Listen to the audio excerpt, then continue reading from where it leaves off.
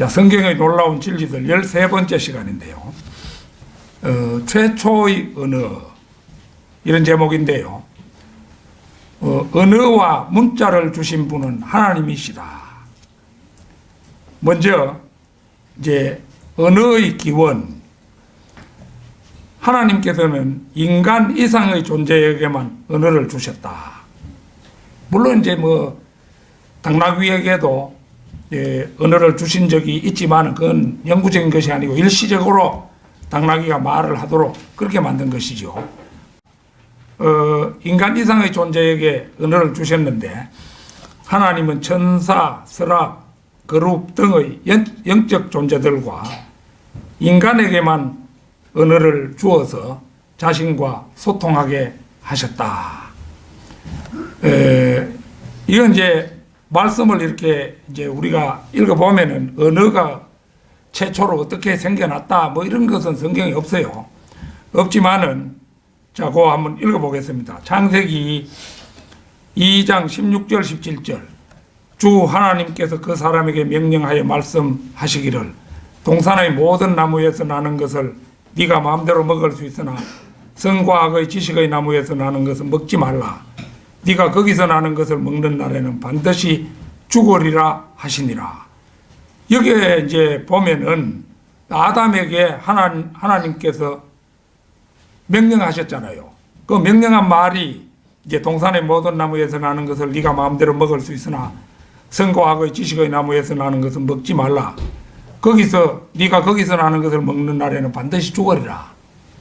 이게 이제 하나님께서 아담에게 최초로 하신 말씀인데 이 말씀을 주시기 전에 이 아담에게 그 하나님의 말씀을 알아들을 수 있는 귀와 또 말할 수 있는 그런 입을 이미 다 하나님께서 다 넣어주신 거잖아요. 모든 면에서. 그러니까 이제 말을 알아들을 수 있는 힘에 의해서 이제 이 말을 아담이 듣는 거죠. 그 다음에 2번, 창세기 2장 19절 20절인데요. 주 하나님께서 땅으로부터 들의 모든 짐승과 공중의 모든 새를 지으시고 아담이 어떻게 그들을 부르는가 보시려고 그들을 아담에게로 데려오시니 아담이 모든 생물을 무엇이라고 부르든지 그 이름이 되더라. 아담이 모든 가축과 공중의 새와 들의 모든 짐승에게 이름을 주었으나 아담이 자기를 위해 돕는 자는 찾지 못하더라.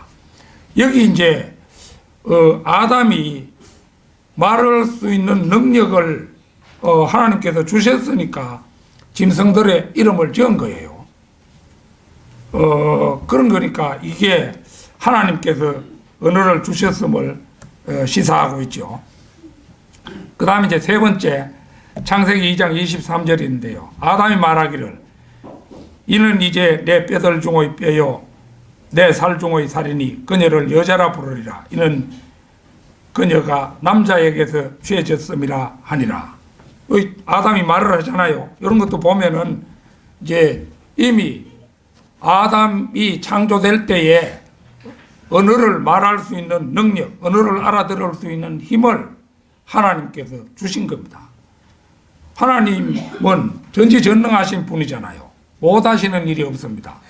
그 언어의 혼란 사건, 바벨탑 사건에서도 보면은 그때 굉장히 많은 사람들이 살고 있었지만은 그 사람들의 언어를 일시적으로 다 혼란시켜 버렸잖아요. 그런 능력이 계신 분이고 여러 가지 말로 분화될 수 있는 그런 것을 하나님께서는 다 하실 수 있는 분이에요. 그런데 이제 성경 말씀을 믿지 않는 세상 사람들은 이제 진화론에 따라서 사람이 말을 가지게 된 것을 설명하려고 하는데 참 답답하죠. 이제 한글 작가 대회라 이래가지고 외국 사람들도 많이 참석하고 또 우리나라 문인들도 많이 참석하고 이래가지고 보문에서 백스코에서 이제 그 한글 작가 대회가 있었는데 거기에 내가 한 2-3시간 참가했어요.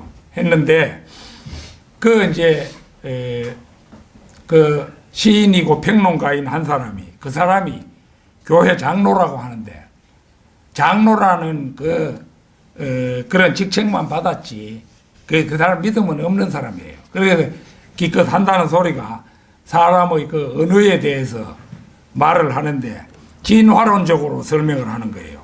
무슨 소린가 하니 이제 사람이 다른 동물처럼 뭐 침팬지, 오랑우탄 뭐 이런 것처럼 이제 기어다녔다 이겁니다. 기어다녔다가 이제 두개골의 용량이 점차 많아지면서 이제 직립을 하게 되었다.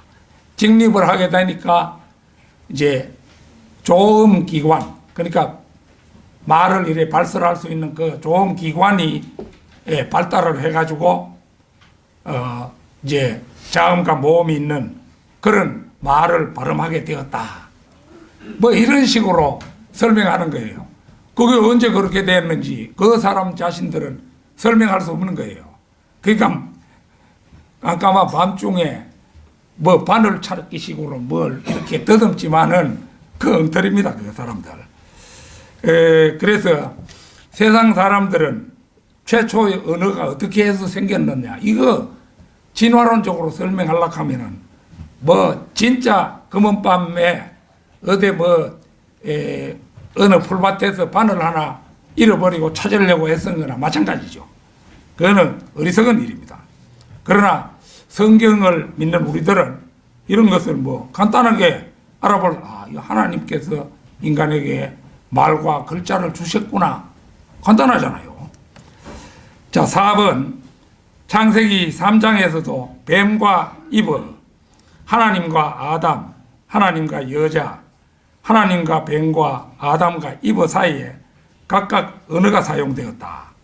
한글 킹 제임스 성경은 어셔의 연대표에 따라서 이 시기가 BC 4004년으로 이제 우리 그 한글 킹 제임스 성경에 밝혀놓고 있죠. 학자들은 인간이 언어를 가지게 된 것을 진화론에 의거해서 설명한다. 사람이 본디 침팬지, 고릴라, 오랑우탄 등 영장류 가운데 한 가지였는데 어찌어찌 하다가 진화를 하여 직립하게 되고 두개골의 용량이 많아졌으며 조음 기관이 발달하여 말을 하게 되었다. 이런 식으로 그 사람이 설명을 해요. 하는데 그 중에 성경대로 믿는 사람이 내가 강의 듣는다고 이래 앉아 있는데 나와 우리 집사람 외에는 그 아는 사람이 아무도 없고 그래 설명을 하니까 고개를 끄덕끄덕 했다고 내 앞에 여자 한 명도 보이 아주 익혀 싸면서 그렇게 이제 강의를 듣는 거예요. 어리석죠, 그거. 자, 그 다음에 6번. 그러나 조음 기관이 단순히 발달했다 하더라도 언어는 사고와 밀접하게 관련되어 언어 체계를 스스로 개발해야 소통하게 되는데, 그러니까 이제 사람이 말을 하자면은 단순히 발음만 해가지고는 안 되는 거죠. 동물의 말이나 뭐 천둥소리, 물소리 이런 것은 자음과 모음으로 구분할 수 없는 소리예요. 근데 사람의 말만 자음과 모음으로 구분이 되죠. 이제 아라는 모음이 있고 자음들이 쭉 있잖아요. 그래서 이제 기억을 갖다가 아에다가 붙이면 가 이렇게 해서 발음이 되잖아요. 동물의 소리와 전혀 다르잖아요. 아 앞에다가 니은을 딱 붙이면 나 하고 되잖아요. 디귿을 딱 갖다 붙이면 다, 리을을 갖다 붙이면 라, 이런 식으로 이제 사람에게 있어서 이 중추적인 그 음은 자음이라고 할 수 있어요. 자음. 예. 자음 이거를 동물들은 자음을 낼 수가 없는 거예요. 모음밖에 못 내니까 뭐 개가 멍멍 짖어도 뭐 멍멍 짖는 거지. 그걸 우리말로 표기하기를 멍이라고 해놔서 그렇지. 실제 개 짖는 소리는 멍이 아니에요. 그게 그냥 단순한 소리죠. 그거. 그래서 이 언어를 말하자면은 그 언어 체계가 있어야 되는 거예요. 그래서 이제 언어 체계가 있어야 되는데 인간이 그 오묘한 언어 체계를 진화에 의해서 스스로 가지게 되었다는 이런 주장은 엉터리고 무리입니다. 그 다음에 7번째, 학자들은 진화 과정의 어느 순간인가 원시적인 언어 수단 또는 비언어적인 의사소통 수단에서 말을 통한 의사소통 체계가 생겨났다고 이제 추정할 뿐입니다. 그들은 그걸 증명할 수가 없어요. 인간의 언어는 자음과 모음으로 결합된 소리를 발하여 언어를 주고받는데 단도직입적으로 말해 이러한 언어 체계는 하나님이 주신 것이다. 그 다음에 10번 동물은 아무리 고등한 동물이라 해도 자음과 모음으로 구분되는 소리를 내지 못합니다. 또 언어를 구사하지도 못합니다. 세상 끝날까지 가도 동물들은 인간이 가진 언어 체계를 가질 수 없을 것은 명백한 사실이죠.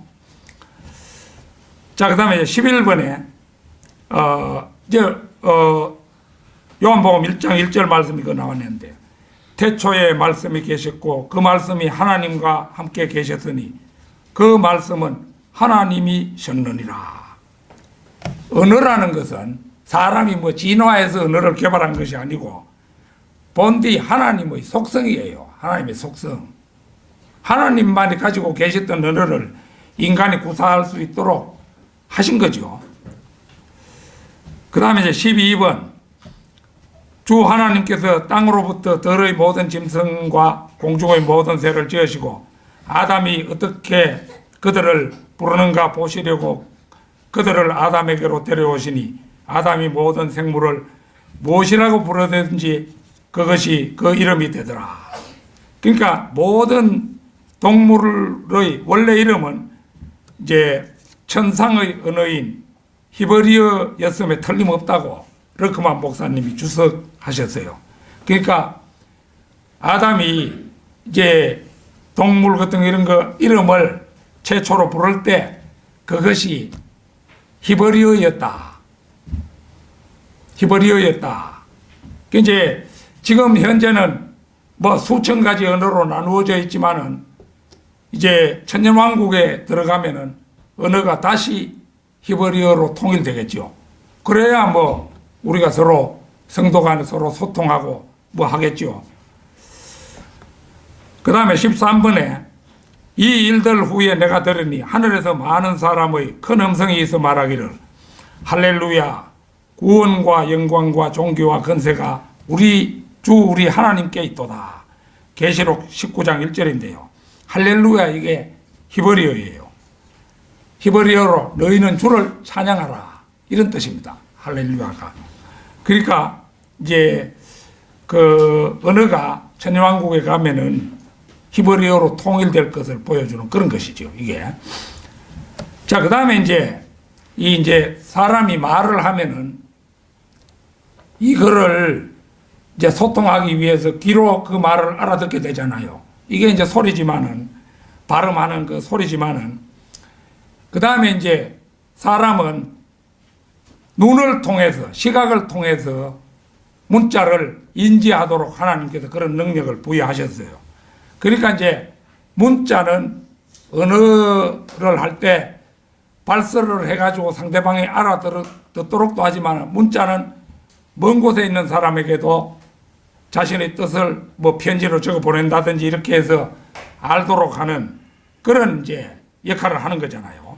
역할을 하는 것인데 문자의 기원 하나님께서는 언어를 주시고 그 언어를 표기할 수 있는 문자를 또한 주셨다. 세상에 다른 말들은 전부 보면은 문자의 기원도 설명할 수가 없어요. 그래가지고 아마 원시인이었을 때 뭐 구석기 이런 무렵에는 뭐 글자가 없었으니까 여기 이제 거기에 보면 매듭, 막대, 조가비띠 뭐 이런 게 나왔죠. 이런 게 이제 원시 문자의 형태였다. 그걸 문자의 기원으로 이제 보지만은 그런 이제 기원을 이제 세상 학자들은 설명을 합니다. 그러나 뭐 알파벳 문자라든지 그 다음에 헬라어 문자라든지 히브리어 문자라든지 이런 걸 전부 이제 하나님께서 주셨다 이렇게 볼 수밖에 없겠죠. 뭐 하나님께서 인간이 그 옛날에 어떻게 뭐 문자를 개발했다 하더라도 그 지혜를 주신 분은 하나님이시니까 궁극적으로는 문자 같은 것도 하나님이 주신 거예요. 그래서 그 시편 119편 89절 오 주여 주의 말씀은 영원히 하늘에 세워졌나이다. 말씀이 하늘에 셋째 하늘에 세워져 있는데 말씀이 하늘에 세워지자면 어떤 재질로 된 뭐 비석 같은 것이 있는지 그건 잘 모르겠습니다. 어쨌거나 변경할 수 없도록 고정된 어떤 형태를 가지고 말씀이 써 있다고 봐야 되겠죠. 그렇죠? 그래 되고 그 다음에 이제 세상 사람들은 매듭, 막대, 조가비띠 등을 문자의 기원으로 보고 있으나 문자 또한 하나님이 주신 것으로 우리가 이제 조금 전에 설명을 했습니다. 그런데 한글은 세상에서 유일하게 한글은 좀 다른 문자하고는 좀 다르죠. 다른데 한글은 그 창제 시기가 정확히 밝혀진 유일한 예예요.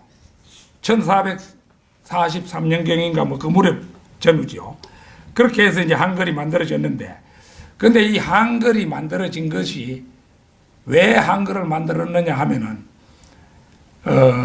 실제는 이제 한자 발음을 정확하게 발음하기 위해서 이제 표기를 우리식으로 고안한 것이 한글이라는 거예요. 실제는.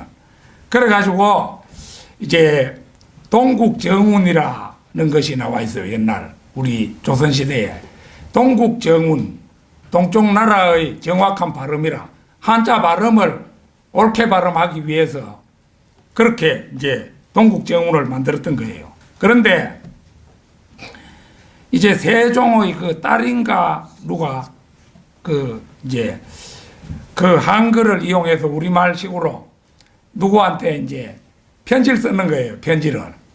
편지를 써서 썼는데 이제 뭐 누구누구야 잘 지내고 있느냐 여기도 모두 잘 지내고 있다 이런 이제 안부 그를 이제 한글로 처음으로 썼는 거예요. 그걸 이제 그 세종대왕이 보고는 이제 그거 참 괜찮네. 우리 말을 갖다가 이렇게 표현하는 거 그거 괜찮다.